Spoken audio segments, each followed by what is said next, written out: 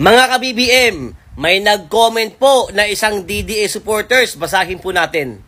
Matagal na yan na video. Si Susan Roses ang patay dyan.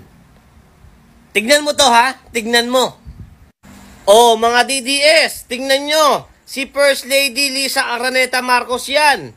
Akala ko ba nakadetain sa LA at hindi makauwi ng Pilipinas? Ayan o, kasama ni President Bongbong Marcos. At ito, si Lotlot de Leon. Grabe kayo magpakalat ng fake news, no? Mga DDS. Ito pa, mga DDS. Oh, hindi si First Lady yan, ha? Inedit lang yan. Kinabit lang dyan. O kaya, kamukha ni First Lady. Kaya nandyan. O ano pang mga palusot nyo, mga DDS? At ano pang mga paninira ang gusto nyong gawin?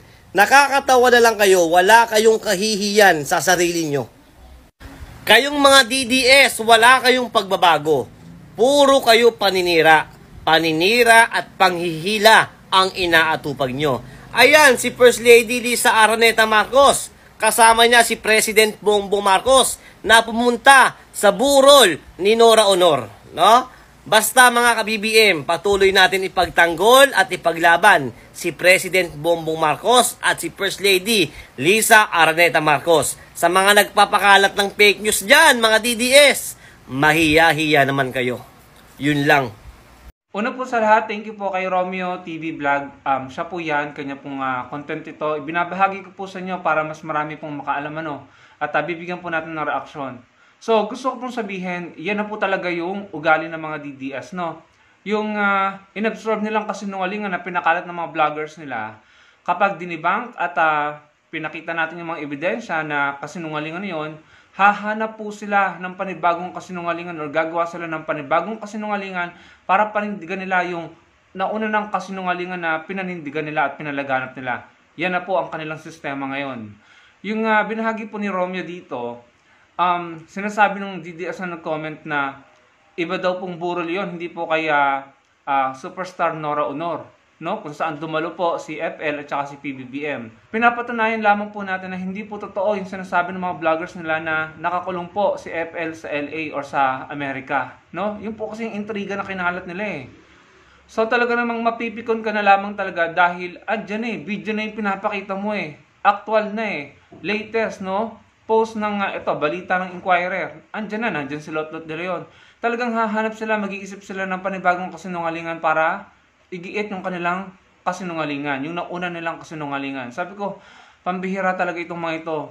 Alam mo, naniniwala na ako dun sa sinabi ni ng taga National Security Council si Sir Jonathan Malaya at saka yung binulgar po sa Senate yata yun na ang Chinese Embassy po ay nagbabayad di umano ng milyon-milyon para po makakuha po sila ng mga troll or mga vlogger na babayaran na mga Pilipino mismo na gagamitin nila para po siraan ng ating gobyerno at para po magkalat ng kasinungalingan at fake news at para po ipromote ang China.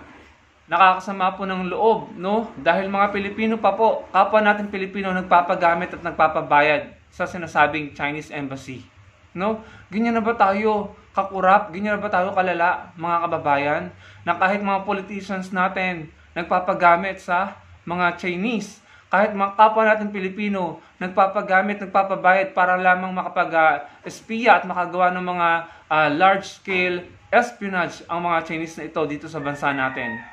Mga kapwa natin Pilipino nagpapabayad para makapagpalaganap ng fake news at kasinungalingan ang sinasabi nilang Chinese Embassy dito po sa bansa natin. Ganyan na po ba tayo kakurap, mga kababayan? Kaya nga po ang 2025 election niyan po ay laban ng mga maka-Pilipino at mga maka-China, na mga politiko. Pumili po tayo ng mga makabayan at mga maka-Pilipino. Isa pa sa mga palusot ng mga DDS para palabasin na si FL po talaga yung nakulong sa Amerika, Sinasabi nila na temporary release daw po, pansamantalang kalayaan para daw po makadalo lamang sa burol po ni Superstar Nora Honor. Yan naman po yung narrative nila bukod dun sa binahagi po ni Romeo.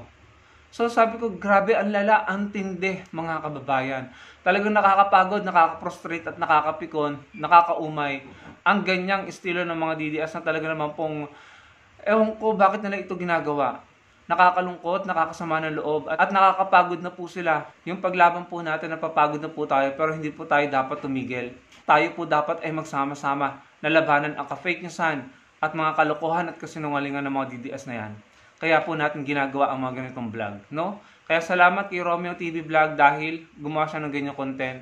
Ang sa atin lamang po, sana mas maraming makapanood ng mga ganitong content natin para maliwanagan po ang mga tao. At pakiusap ko lamang sa mga DDS, tigilan nyo naman na yan. Kasi nungalingan na nga yung kinalat nyo, ngayon hinainan kayo ng ebidensya at katotohanan, huwag nyo namang ipilit at maghanap pa kayo ng kasinungalingan para mapanindigan yung kasinungalingan nyo. Sobra na yung ginagawa nyo sa bansa natin at sa mga kapwa nyo Pilipino. At pakiusap, no, kung sahanan nyo may mga nagpapabayad sa China or sa Chinese Embassy, may mga vloggers kayo at mga trolls kayo na tumatanggap ng pera, no, yung mayaman, para lamang magpakalat ng kasinungalingan dito sa bansa natin. Hindi po ba kayo nakukonsensya? Hindi po ba kayo naaawa sa mga susunod na henerasyon ng mga Pilipino? Lugmok na ang bansa natin sa kasinungalingan. Huwag naman po kayong maging parang, in my opinion, para kayong mga traidor na yan eh. Sa totoo lang, mga kababayan, nakakalungkot po. Kaya pakiusap ko po sa inyo lahat mga kababayan, lumaban po tayo, magsama-sama po tayo. At simulan natin sa pagpili ng mga kandidatong makapilipino at makabansa. Marami pong salamat.